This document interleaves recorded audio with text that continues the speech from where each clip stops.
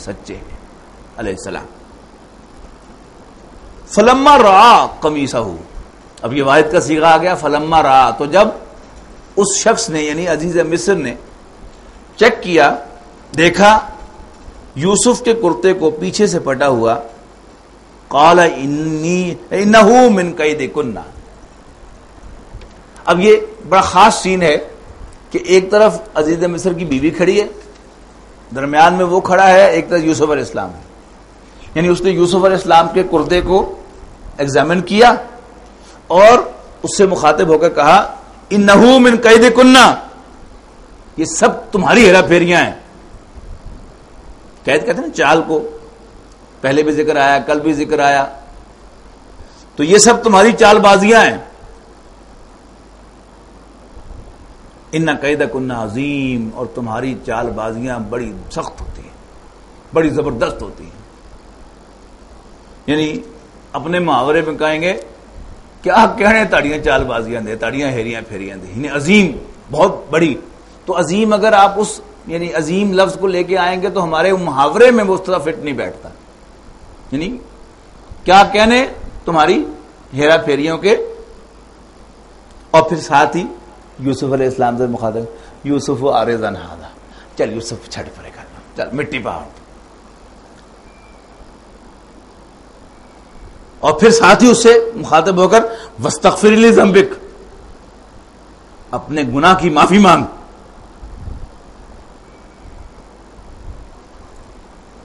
انکی کنت من الخاطئین، یقیناً تو ہی خطا کار ہے، تیرا ہی گناہ ہے سارا، اس کا کوئی قصور نہیں. اب یہ کیوں ہو رہا ہے؟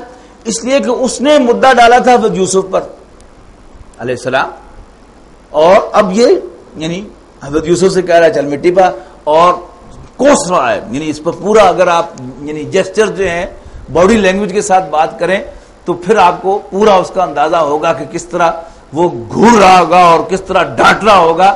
اور یہ الفاظ جو ہے آپ اسی لب و لہجے میں اگر پڑھیں گے، ترجمہ بھی اسی لب و لہجے میں کریں گے تو پھر آپ کو صحیح لطف آئے گا اس سچویشن کا کہ انہو من کیدکن، یہ تمہاری ہیرا پھیریاں ہیں، ان کیدکن عظیم. اور پھر یوسف اعرض عن ھذا، اور پھر واستغفر لذنبک انک کنت من الخاطئین. اب سیکس سکینڈلز جو ہیں ان کی ایک خاص یعنی مکینکس ہوتی ہے، یہ کبھی راز نہیں رہتے. یعنی کہہ تو دیا عزیز مصر نے کہ چل چھٹ پر ایک مٹھی پا دے، پیتھی دب دے گل نو، لیکن سیکس سکینڈل کبھی راز نہیں رہتا. کیونکہ وہ میں کہا کرتا ہوں کہ جس دن وہ کلنٹن کا معاشقہ آن ایئر ہوا تھا تو میں نہیں سمجھتا کہ اگلے دن کوئی دو آدمی دفتر میں یا بازار میں ملے ہوں اور انہوں نے ایک دوسرے سے یہ نہ پوچھا وہ راتی خبریں سنی ہیں سن. بلکہ بعض لوگ تو خبریں سنتے سنتے جذباتی ہوگا، انہیں فون کر دیا ٹی وی لائی ذرا بڑی خاص خبر آئی. تو یہ سکینڈلز جو ہیں یہ راز نہیں رہ سکتے، یہ پاؤں جنہیں مرضی مٹی پال ہو دیتے. لہذا اب یہ خبر زبان زدے عام ہو گئی، یعنی مردوں میں بھی چرچا ہوگا. اب قرآن مجید نے مردوں کے چرچے کا ذکر نہیں کیا، یہ بڑی دلچسپ بات ہے. صرف عورتوں کے چرچے کا ذکر کیا ہے کہ عورتیں آپس میں گفتگو کر رہی ہیں. اور یہ کون عورتیں ہوں گی کہ جو گفتگو کر رہی ہوں گی؟ کہ جو عزیز مصر کی بیوی کو جانتی ہیں، اس کی سہیلیاں ہیں، اس کے سٹیٹس کی عورتیں ہیں.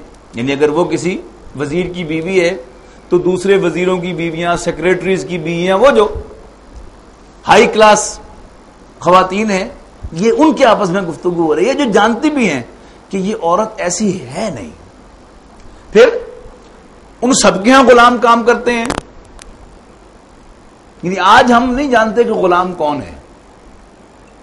غلامی بالفعل ہمارے ملک میں ایگزسٹ نہیں کرتی، لیکن بہرحال نوکر ہیں گھروں کے اندر، نوکرانیاں بھی ہیں. بڑا بنیادی فرق ہے. اللہ تعالیٰ نے عورت کو مرد کے لیے ایبسولوٹلی اٹریکٹو بنایا ہے، ایبسولوٹلی اٹریکٹو. عورت ینگ لکنگ ہو، خواہ ہو بوڑھی لیکن ینگ لکنگ ہو، موٹی ہو، پتلی ہو، گوری ہو، کالی ہو، خوبصورت ہو، بدصورت ہو، شی اٹریکٹس مین. whereas مرد جو ہے وہ عورت کے لیے پرکشش نہیں ہے الا کہ ایکسٹراڈنری ہینڈسم ہو. جس کی میں مثال دیا کرتا ہوں کہ کسی جگہ پر کچھ لوگ بیٹھے ہوں اور ساتھ کوئی راستہ ہو جس میں سے لوگ گزر رہے ہوں, بیسیوں مرد گزر جائیں تو مرد اس سے کوئی نوٹس نہیں لیں گے. ایک عورت کے پاؤں کی آہٹ کی آواز آئے گی تو سب کے سب خاموں پر داڑیاں ہوں, دیندار ہوں, درس قرآن دے رہے ہوں, سب کا جی چاہے گا کہ ذرا دیکھ ہی لئیے کون عورت. ویئرایز کچھ عورتیں بیٹھی ہوئی ہوں اور وہاں سے مرد بھی گزرے عورتیں بھی گزریں, women will hardly take any notice کہ کون گزرا کون نہیں گزرا. ہاں کوئی غیر معمولی ہینڈسم مرد گزرے گا تو وہ عورتوں کی اٹریکشن جو ہے, عورتیں اس کی طرف مائل ہوں گی, اٹریکٹ ہوں گی, ایک دوسرے کو اشارہ کریے اور دیکھی. لیکن ہر مرد اٹریکٹو نہیں ہے. اسی کا نتیجہ کیا ہے کہ گھروں میں یعنی غلام تو ہم نے دیکھے نہیں, یعنی غلام کا سٹیٹس جو ہے وہ اتنا لو تھا تو کہ کوئی تصور ہی نہیں تھا کہ کوئی مالکن اپنے غلام کے ساتھ انوالو ہو. اور یہی ہمیں آج بھی نظر آتا ہے کہ کہیں آپ شاذ کوئی ایسا واقعہ دیکھیں گے کہ کوئی خاتون خانہ جو ہے وہ اپنے نوکر کے ساتھ انوالو ہو جائے. ویئرایز گھر میں جوان عورت کام کرتی ہو تو وداؤٹ ایکسیپشن صاحب خانہ جو ہے اس کے ساتھ السلام علیکم ضرور لے گا, آج نہیں تو کل لے گا. عورت کسی شکل میں کسی پوزیشن میں, وہ گھر میں ہو, وہ اپنی کزن ہو, وہ بیوی کی بہن ہو, بیوی کی کزن ہو, کسی دوست کی بیوی ہو, کسی دوست کی بیٹی ہو, وداؤٹ ایکسیپشن وہ آپ کے گھر میں ان کلوز ویسینٹی رہے گی تو آپ اس کی طرف ضرور مائل ہوں گے اگر آپ مرد ہیں. یہاں کیا تھا, یہ الٹ معاملہ ہو گیا. یعنی وہ عورتیں جن کے اپنے گھروں میں بھی غلام تھے اور اس عورت کی بھی وہ جانتی تھی, اب انہیں حیرانی اس بات کی تھی کہ ہاؤ ڈیڈ اٹ ہیپن, سمجھ نہیں آ رہی تھی انہیں. لہذا وہ ایک دوسرے سے کہہ رہی ہیں. اور قرآن مجید نے کیا خوبصورت نقشہ کھینچا ہے, یہ قرآن مجید کے بڑے خوبصورت مقامات میں سے ہے. وَقَالَ نِسْوَةٌ فِي الْمَدِينَةِ امْرَأَةُ الْعَزِيزِ تُرَاوِدُ فَتَاهَا عَن نَفْسِهِ قَدْ شَغَفَهَا حُبًّا. شہر کی عورتیں کہنے لگی ہے نہیں, دیکھیے سنیں, وہ فلانے وزیر دی بیوی جڑی ہے اپنے غلام دے نال انوالو ہو گئی. قد شغفا حبا, وہ تو اس کی محبت میں گرفتاری ہو گئی. انا لنراہا فی ضلال مبین, اور ایسا معلوم ہوتا ہے کہ بالکل ہی پٹڑی سے اتر گئی ہے. ضلال مبین کو آپ محاورے میں لے کے آئے نا, یعنی آپ لفظی ترجمہ کریں گمراہ ہو گئی ہے تو وہ کوئی مزہ نہیں آپ کو آئے گا. وَإِنَّا لَنَرَاهَا فِي ضَلَالٍ مُبِينٍ, اور ہمیں تو ایسا معلوم ہوتا ہے کہ پٹریوں لے گئی. یعنی ایڈی تھرڈ کلاس حرکت کہ غلام کو تقاضا کر لیا, پہلے کی لے گئے تھے, بالکل ہی رہ گئی. فَلَمَّا سَمِعَتْ بِمَكْرِهِنَّ, اب جب یہ ٹکے ٹکے کی باتیں جو اس کے بارے میں کر رہی ہیں وہ اس تک بھی پہنچی, ارسلت الیہن, تو اس نے ان عورتوں کو بلا بھیجا. اب وَآتَدَتْ لَهُنَّ مُتَّكَأً, اور ان کے لیے ایک دعوت ارینج کی. اب ایک عزیز مصر یعنی مصر کے وزیر کی بیوی کی دعوت ہے, کون جائے گا اس کی دعوت میں, کس کو بلائے گی؟ اسی سٹیٹس کی عورتیں. ظاہر ہے کہ اس سٹیٹس کی عورتیں کھانے کی بھوکی تو نہیں ہیں, یعنی جتنی بھی اس لیول کی دعوتیں ہوتی ہیں اس میں کھانا کم ہوتا ہے اور بہت سے اس میں سوشل یعنی کچھ معاملات ہوتے ہیں, کچھ تحفے تحائف ہوتے ہیں جو ایکسچینج کرنے ہوتے ہیں, کوئی میل ملاپ ہوتا ہے, یعنی یا وہ سیاسی کچھ امپورٹنس ہوتی ہے اس دعوت کی جو ہائی لیول پر دعوت ہوتی ہے, کھانا پینا مقصود نہیں ہوتا. تو قرآن مجید نقشہ کھینچتا ہے کہ جب عزیز مصر کی بیوی نے ان عورتوں کی گفتگو سنی, ان کی مکر کہا ہے اس کو, یعنی وہ ٹکے ٹکے کی باتیں, میں ترجمہ کرتا ہوں اس کا کہ وہ ٹکے ٹکے کی باتیں سنی, وآتدت لہن متقات، ان کے لیے ایک دعوت ارینج کی، وآتت کل واحدۃ منہن سکینہ، اور اس دعوت میں کھانے پینے کا انتظام ہے، اور اس میں کوئی کیک ہے یا کوئی پھل ہے تو اس کے کاٹنے کے لیے ایک ایک چھری بھی دے دی، چاقو بھی دے دیا. اور آج بھی یعنی جو بھی محفل ہے اس میں چھری کانٹا، یعنی یہ ہر پلیٹ کے ساتھ جو ہے وہ رکھا ہوا اس پروٹوکول والی دعوت کا حصہ ہے. تو ہر ایک کو چھری بھی دے دی. اب غور کیجئے کہ یہ جو عورتیں یہاں آئی ہیں، میں نے اس کے کھانے کی بھوکی تو نہیں ہے کہ انتظار کر رہی ہوں بیٹھے کہ یار کھانا کدوں آئے گا، جلدی جلدی کھانا لے آوے پر کھائیے تو چلیے پھر. نہیں، اب جتنی دیر میں کھانا نہیں، جب تک کھانا نہیں آتا تو وہ ساری عورتیں بیٹھی کیا گفتگو کر رہی ہوگی. یعنی موضوع بحث ایک ہی ہوگا. ان کی سمجھ میں نہیں نہ آ رہا کہ ہاؤ ڈیڈ اٹ ہیپن. یہ عورت ایہو جی ہے نہیں سی، ہوئے نہ ہوئے کو منڈا ہی خاص ہونا ہو. اب وہ پوچھتے کہ نوکر سارے کام کر رہے ہیں، یعنی وہ لگا رہے ہیں، پلیٹیں لگا رہے ہیں، چھری کانٹے لگا رہے ہیں، کرسیاں ارینج کر رہے ہیں. تین پتا ہے یوسف کہڑا ہے؟ تو دیکھے منڈا وہ لیکن میں اب یہی میں گفتگو، اس کو پتا ہے کہ یہ آپس میں کیا گفتگو کر رہی ہیں، لہذا اس نے بھی اہتمام کیا ہوا ہے کہ حضرت یوسف کو سامنے نہیں آنے دیا. اور جب کھانا لگ گیا اور سب سے کہا کہ جی بسم اللہ کریں، تو پچھلی طرف دیکھ کر حضرت یوسف کو آواز دی، اے یوسف ذرا گل سنی. اب قرآن مجید کے الفاظ پڑھیں تو انشاءاللہ جو میں ترجمہ کر رہا ہوں اس کے مطابق آپ کو معلوم ہوگا. وَقَالَتْ اخْرُجْ عَلَيْهِنَّ، یعنی چھری چانٹا دے دیا، کھانا سرو ہو گیا. وَقَالَتْ اخْرُجْ عَلَيْهِنَّ، تو یوسف علیہ السلام سے کہا یوسف appear to them، یعنی پہلے غائب رکھا ہوا تھا نا انہیں. تو میں اس کی سچویشن بتا رہا ہوں کہ ایسے محفل لگی ہوئی ہے، ادھر وہ خود بیٹھی ہے یا کھڑی ہے اور کہہ رہی ہے بسم اللہ کریں، اور ساتھ ہی پچھلی طرف دیکھ کر آواز دی یوسف علیہ السلام کو، اے یوسف ذرا گل سنی. اب نیچرلی کیا ہونا تھا کہ ہر عورت، اس نے جب شروع کر دیا ہے سیب کاٹنا یا کیک کاٹنا، تو ایک دم یعنی جس کا انتظار تھا وہ پیچھے سے اپیئر ہو رہا ہے، تو ہونا کیا تھا، کاٹتے کاٹتے اس نے پیچھے دیکھنا تھا. اب جب کاٹتے کاٹتے وہ یوں پیچھے دیکھے گی تو پھل کی بجائے انگلی بھی ساتھ کٹے گی کہ نہیں کٹے گی. یعنی اس ہاتھ کاٹنے سے مراد وہ جیسے شور کے ہاتھ کاٹے جاتے ہیں وہ تو نہیں ہے. یعنی اگر ہاتھ پر چھوٹا سا کٹ بھی آ جائے تو محاورہ تو پورا ہو گیا کہ انہوں نے اپنے ہاتھ کاٹ لیے. وقالت اخرج علیہن فلما رأینہ، پس جب انہوں نے یوسف کو دیکھا علیہ السلام، اکبرنہ، تو یوسف علیہ السلام کا حسن و جمال، اس کا روب ان پر چھا گیا. وقطعن ایدیہن، اور انہوں نے اپنے ہاتھ کاٹ لیے. وقلن حاش للہ، ان کی آنکھیں کھلی کی کھلی رہ گئی، حیران ہو گئی، کہنے لگی حاش للہ، سبحان اللہ سبحان اللہ سبحان اللہ. یہ حاشا للہ جو ہے آج کی زبان میں سبحان اللہ سبحان اللہ سبحان اللہ. ما ھذا بشرا، یہ تو کوئی انسان ہے ہی نہیں. ان ھذا الا ملک کریم، یہ تو کوئی بڑا باعزت فرشتہ ہے. اب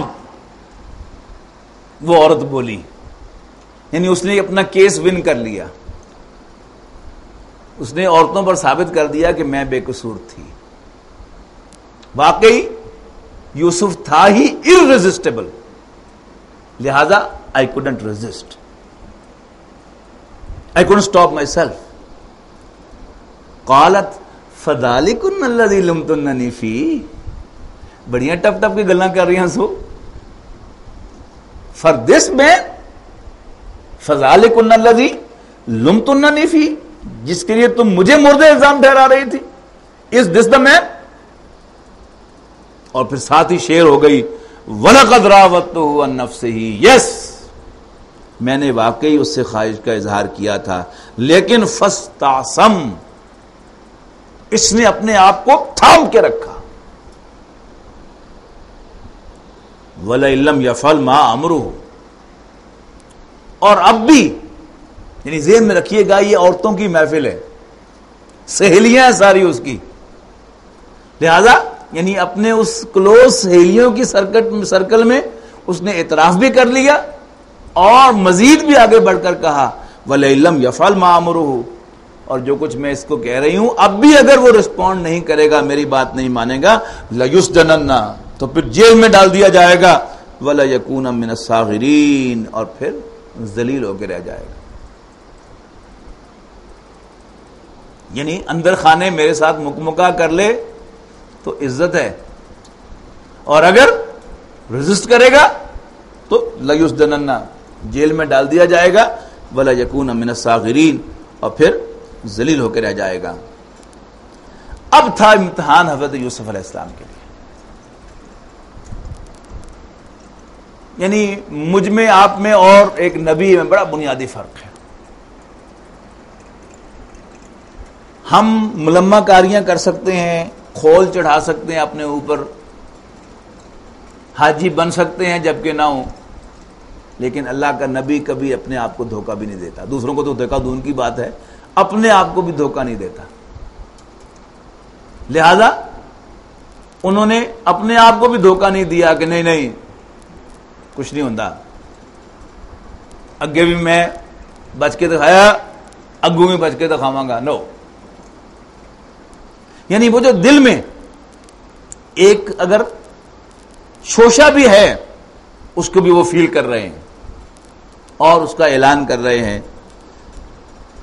رسپونڈ کیا عزیز مصر کی بیوی کی اس بات کو یوسف علیہ السلام نے، قال رب السجن احب الی مما یدعوننی الیہ، ربا جدھر مجھے یہ بلا رہی ہیں اس سے مجھے جیل اچھی ہے،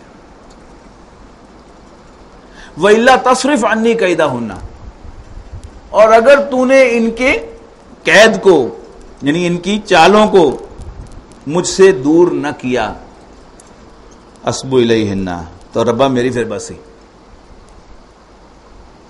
یعنی یہ نہیں کہا کہ میں بڑا سٹرونگ آدمی ہوں، اور عام طور پر جو انسان کو یہ غلط فہمی شیطان ڈالتا ہے کہ تم بڑے سٹرونگ ہو، اس کی دو بنیادیں ہوتی ہیں، یا تو اسے غلط فہمی ہو جاتی ہے اپنے نیک ہونے کی، میں بڑا نیک آدمی ہوں، میں تو مسجد کا امام ہوں، میں تو مدرس قرآن ہوں، میں بڑا نیک آدمی ہوں، لہذا یہ ایک گھٹیا حرکت میں نہیں کر سکتا۔ یہاں کون تھے؟ یوسف علیہ السلام، جو کل کو نبی بننے والے تھے، اور نبی سے بڑھ کر متقی کوئی ہوتا ہے؟ نو۔ دوسری چیز جو ہمیں غلط فہمی میں ڈالتی ہے وہ فیملی بیک گراؤنڈ، نہ اس چیز نے ان کو غلط فہمی میں ڈالا کہ میں نیک آدمی ہوں، میں نے پہلے بھی نہیں اس کی طرف توجہ کی، اور اب بھی کیا کر لے گی میرا، میں بڑا پکا آدمی ہوں، نو۔ یعنی آج تک کا میرا ایکسپیرینس کہ میں نے کوئی حرام خوری نہیں کی، یہ دلیل نہیں ہے کہ میں کر بھی نہیں کروں گا۔ یہ ہے ہدایت اس سورت کی، میں نے کیا تھا نا کہ یہ سورت فل آف گائیڈنس ہے۔ ایک ہدایت کیا ہے کہ اگر آج تک میں نے نہیں کیا تو اس کا یہ مطلب نہیں ہے کہ میں آئندہ بھی نہیں کروں گا۔ لہذا فرمایا، یا اگر میرا باپ نیک تھا، میرا دادا نیک تھا، میرا پردادا بڑا ہی اونچا آدمی تھا، اٹ ڈزنٹ مین کہ میں بھی نیک ہوں گا۔ لہذا ہینڈز اپ کر دیا اللہ کے سامنے، رب السجن احب الی مما یدعوننی الیہ، ربا جدھر مجھے یہ بلا رہی ہیں اس سے مجھے جیل اچھی ہے، وَإِلَّا تَصْرِفْ عَنِّي كَيْدَهُنَّ، اور اگر تو نے ان کی چالوں کو مجھ سے دور نہ ہٹایا، اصب الیہن، تو میں ان کی طرف مائل ہو جاؤں گا، وَأَكُن مِّنَ الْجَاهِلِينَ، اور میں جذباتی ہو جاؤں گا۔ جاہل جو ہے یہ عاقل کی ضد بھی ہوتا ہے اور عالم کی ضد بھی ہوتا ہے۔ عالم کی ضد ہوگا تو اس کی معنی ہے بے علم، اور عاقل کی ضد ہوگا تو اس کی معنی ہے جذباتی۔ عقل کہتے ہیں باندھنے کو، اقال اس رسی کو کہتے تھے عرب، جس سے عرب بدو اپنے اونٹ کا گھٹنا باندھتا تھا، اور جب اس پر سوار ہوتا تھا تو اپنی پگڑی کے اوپر جو ہے اس رسی کو باندھ لیتا تھا۔ آج عرب بدو جو ہے وہ اونٹ پر سوار تو نہیں ہوتا، کیڈلیک پر سوار ہوتا ہے، مرسیڈیز پر سوار ہوتا ہے، لیکن آج بھی اس ٹریڈیشن کو برقرار رکھتا ہے۔ وہ رومال کے اندر جو خوبصورت سی رسیاں ہوتی ہیں انہیں اقال ہی کہتے ہیں۔ عقل کہتے ہیں باندھنے کی چیز کو. یہ انسان کی دو فیکلٹیز ہیں. ایک انسان کی عقل ہے جو انسان کے جذبات کو بریک لگاتی ہے, اور دوسرے اس کے جذبات ہیں جو اس کے اندر موومنٹ پیدا کرتے ہیں. علامہ اقبال نے بہت خوبصورت اس کو انڈرسٹینڈ کیا ہے. ان کی جو مشہور غزل ہے غزلیات کے حصے میں بانگ درا میں, اس میں لفظ عشق کی بجائے آپ جذبات اگر رکھ لیں تو یہ پورا کانسیپٹ آپ کے سمجھ میں آ جائے گا. نالا ہے بلبل شوریدہ تیرا خام ابھی, اپنے سینے میں اسے اور ذرا تھام ابھی. پختہ ہوتی ہے اگر مصلحت اندیش تو عقل, عشق ہو مصلحت اندیش تو ہے خام ابھی. بے خطر کود پڑا آتش نمرود میں عشق, عقل ہے محو تماشائے لبے بام ابھی. عشق فرمودہ قاصد سے سبک گام عمل, عقل سمجھی نہیں مانی پیغام ابھی. عذر پرہیز سے کہتا ہے بگڑ کر ساکی, ہے تیرے دل میں وہی کاوش انجام ابھی. تو یہ جو دو فیکلٹیز ہیں, جذبات انسان کے اندر موومنٹ پیدا کرتے ہیں, اور عقل جو ہے یہ بریک فینومینن ہے انسان کا. یعنی جذبات کیا ہے؟ یہ ایکسلریٹرز ہیں, اور بریک کیا ہے؟ عقل کیا ہے؟ یہ بریک فینومینن ہے. یعنی گاڑی کے یہ دو حصے ہیں نا بنیادی, ایکسلریٹر سے گاڑی چلتی ہے, بریک سے گاڑی رکتی ہے, اور یہ دونوں اگر صحیح ہوں تب گاڑی جو ہے وہ استعمال کے قابل ہوتی ہے. تو اللہ تعالیٰ نے انسان کے اندر جذبات بھی رکھے ہیں اور عقل بھی رکھی ہے, لیکن اچھا ہے دل کے ساتھ رہے پاسبان عقل, لیکن کبھی کبھی اسے تنہا بھی چھوڑ دے. تو جو عقل کی پاسبانی ہے اس پر یہاں نوٹ کیجئے گا کہ اگر وہ عقل جو ہے وہ انسان اس سے عاری ہو جائے تو پھر باقی کیا رہ جاتے ہیں؟ جذبات. تو یہاں پر یہ جاہل کا ترجمہ میں آپ کو بتا رہا ہوں, یہ عاقل کی ضد ترجمہ کر رہا ہوں میں, کہ اور یہی ترجمہ کیا ہے مولانا فتح محمد صاحب نے, بلکہ انہوں نے تو نادانوں ترجمہ کیا ہے کہ اور اگر تو نے ان کی چالوں کو مجھ سے دور نہ کیا تو میں ان کی طرف مائل ہو جاؤں گا, واقم من الجاہلین, اور میں بھی جذباتی ہو جاؤں گا. فاستجاب لہ ربہ, تو یوسف کے رب نے ان کی دعا کو قبول کر لیا. فصرف عنہ کیدہن, اور عورتوں کی چال کو ان سے دور کر دیا. انہ هو السمیع العلیم, بے شک وہ سب کچھ سننے والا سب کچھ جاننے والا ہے. ثم بدا لہم من بعد ما راؤوا الآیات, پھر باوجود اس کے کہ وہ لوگ تمام نشان دیکھ چکے تھے, ان کی رائے یہی ٹھہری کہ کچھ عرصے کے لیے یوسف کو جیل میں ڈال ہی دیا جائے, لوگوں کے منہ بند کرنے کے لیے. یعنی جب بھی چھوٹے بڑے کے درمیان کوئی جھگڑا ہوتا ہے تو اس کا سلوشن کیا ہوتا ہے؟ ایک انکوائری کمیشن بٹھایا جائے اور ایک جھوٹی انکوائری کنڈکٹ کر کے چھوٹے کو مجرم قرار دے کر اسے سزا دے دی جائے, تاکہ بڑے کی سو کالڈ عزت جو ہے وہ محفوظ رہ جائے.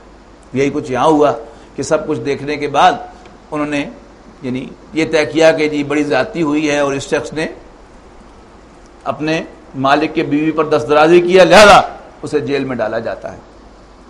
بدخا بگلا سین آ گیا, حضرت یوسف علیہ السلام جیل میں پہنچ گئے. بدخلا معہ السجن فتیان, جیل میں ان کے ساتھ داخل ہوئے دو نوجوان بھی. قال احدہما, ان دونوں کو خواب آیا. قال احدہما انی ارانی آصر خمرہ, ایک کہنے لگا کہ میں نے خواب میں دیکھا ہے کہ میں شراب نچوڑ رہا ہوں. وقال الآخر, اور دوسرا کہنے لگا انی ارانی احمل فوق راسی خبزا, میں دیکھتا ہوں کہ میں اپنے سر پر روٹیاں اٹھائے ہوئے ہوں. تاکل الطیر منہ, اور پرندے اس میں سے نوچ رہے ہیں. نبئنا بتاویلہ, یوسف ہمیں اس خواب کی, ان دونوں خوابوں کی تعبیر بتا دے. انا نراک من المحسنین, ہم دیکھتے ہیں کہ تم نیک آدمی ہو. اصل میں یہ دونوں شخص جو تھے یہ بادشاہ کے دربار کے ملازم تھے. ایک باورچی تھا اور دوسرا جو ساقی تھا, یعنی دربار کے اندر شراب پلانے والا. محلاتی ایک سازش ایکسپوز ہوئی تھی اور اس کے الزام میں یہ دونوں گرفتار کر کے جیل میں ڈالے گئے تھے, اور دونوں کو خواب آیا اور انہوں نے حضرت یوسف علیہ السلام سے اپنے خواب کا تذکرہ کیا. قال, اب معلوم ایسا ہوتا ہے کہ یہ کھانے کے دسترخوان پر بیٹھے ہوئے تھے کہ جب انہوں نے حضرت یوسف علیہ السلام سے اپنا خواب بیان کیا.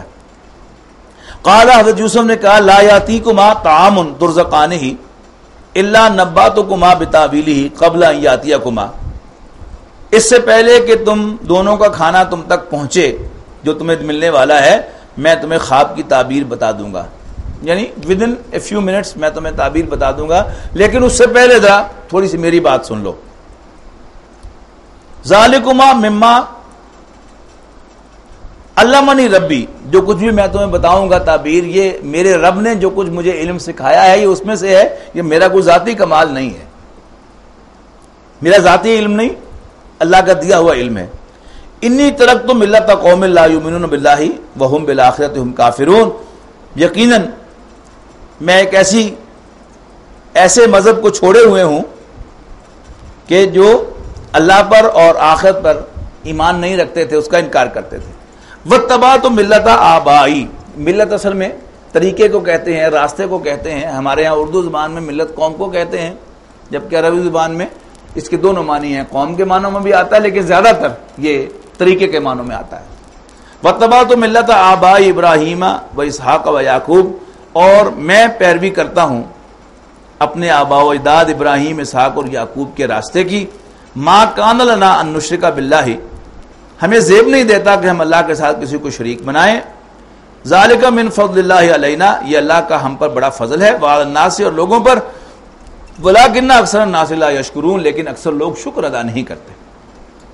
یا صاحب السجن، اے میرے جیل کے دونوں ساتھیو، ارباب متفرقون خیر ام اللہ الواحد القہار، بتاؤ تو بھلا بہت سے رب، بہت سے مالک اچھے ہیں یا ایک ہی جو پوری طرح قابض ہو، قدرت والا ہو، irresistible. ما تعبدون من دونہ الا اسماء سمیتموہا انتم ولا آباؤکم، جن چیزوں کو تم اللہ کے سوا پوجتے ہو وہ نرے نام ہیں جو تم نے اور تمہارے آباء و اجداد نے رکھ لیے ہیں. کوئی کوڑے شاہ اور فلانے شاہ اور فلاں شاہ، اس کی کوئی ہسٹری بھی نہیں ہے. بس ایک شخص بیٹھ گیا کسی جگہ جھنڈا لگا کر اور اس نے کہا کہ جی یہاں پر فلانے صاحب جو دفن ہوئے ہیں، اور بس وہی نام پڑ گیا اور وہاں پر بہت کچھ ہونا شروع ہو گیا. یہ سب نام ہے. ما انزل اللہ بہا من سلطان، اور اللہ نے ان کے لیے کوئی دلیل نہیں اتاری. ان الحکم الا للہ، حکومت تو اللہ کے سوا کسی اور کی نہیں ہے. امرا اللہ تعبدوا الا ایاہ، اس نے حکم دیا ہے کہ تم اس کے سوا اور کسی کی عبادت نہ کرو. ذالک الدین القیم، یہی دین قیم ہے، سیدھا دین ہے. ولکن اکثر الناس لا یعلمون، لیکن اکثر لوگ نہیں جانتے. اب وہ واز کہہ لیا حضرت یوسف نے، اب ساتھ ہی 2 منٹ میں میسج بھی دے دیا، اور اب جو انہوں نے ڈیمانڈ کیا تھا کہ خواب کی تعبیر بتاؤ، اب خواب کی تعبیر بتا رہے ہیں. یا صاحب السجن، اے میرے جیل کے دونوں ساتھیوں، اما احدکما فیسقی ربہ خمرا، جہاں تک تم میں سے ایک کا تعلق ہے یعنی ساقی، وہ اپنے مالک کو یعنی بادشاہ کو شراب پلائے گا، دوبارہ اپنی ڈیوٹی ریزیوم کرے گا اور وہاں پر وہ شراب سرو کیا کرے گا. وَأَمَّا الْآخَرُ whereas the other فَيُسْلَبُ، اس کو سولی دی جائے گی. فَتَأْكُلُ الطَّيْرُ مِن رَأْسِهِ، اور پرندے اس کے سر میں سے نوچیں گے. قُضِيَ الْأَمْرُ، فیصلہ ہو چکا ہے. الَّذِي فِيهِ تَسْتَفْتِيَانِ، کہ جس میں تم دونوں رائے معلوم کر رہے ہو، فتویٰ مانگ رہے ہو، لفظ ترجمہ ہوگا. وَقَالَ لِلَّذِي ظَنَّ أَنَّهُ نَاجٍ مِّنْهُمَا، اور یوسف نے علیہ السلام ان دونوں میں سے ایک کو جس کے بارے میں ان کا خیال تھا کہ وہ نجات پائے گا، کہا اذکرنی عند ربک، اپنے مالک سے یعنی بادشاہ سے میرا بھی ذکر کرنا. فانساہ الشیطان ذکر ربہ، لیکن بھلا دیا شیطان نے اس کو اپنے رب سے یعنی بادشاہ سے حضرت یوسف کا ذکر کرنا. فلبث فی السجن بضع سنین، نتیجتاً حضرت یوسف کئی سال تک جیل میں رہے. اب کیا ہوا، اگلا سین آ گیا کہ وہ ساقی جو ہے وہ دربار کے اندر شراب سرو کر رہا تھا، اور ساتھ ساتھ ظاہر ہے وہ بہرا تو نہیں ہوتا شراب پلانے والا. اور عام آفیسز میں بھی جو بھی ٹاپ کی گفتگو ہو رہی ہے، کتنی سیکرٹس میٹنگز ہو رہی ہیں، لیکن وہاں پر چائے پلانے والا تو بیچ میں پھر ہی رہا ہوتا ہے، اور بظاہر وہ شو کر رہا ہوتا ہے کہ میں کچھ نہیں سن رہا، لیکن حقیقتاً وہ سب کچھ سن رہا ہوتا ہے. تو کیا ہوا کہ جب وہ شراب پلا رہا تھا تو بادشاہ نے درباریوں سے کہا، وقال الملک انی ارا سبع بقرات سمان یاکلہن سبع عجاف، میں دیکھتا ہوں خواب میں کہ 7 موٹی گائیں ہیں جن کو 7 دبلی گائیں کھا رہی ہیں. وَسَبْعُ سُنبُلَاتٍ خُضْرٍ اُخَرَ یابسات, اور 7 سبز خوشے ہیں اور 7 خشک خوشے ہیں. یا ایھا الملأ, اے میرے سرداروں, اے میرے درباریوں, افتونی فی رؤیایا, تم مجھے فتویٰ دو یعنی تعبیر بتاؤ میرے خواب کی, ان کنتم للرؤیا تعبرون, اگر تم خوابوں کی تعبیر کا علم رکھتے ہو. قالوا, انہوں نے کہا اضغاث و احلام, چھڈا جی اے ہمیں پٹھے سے خواب ہوندے.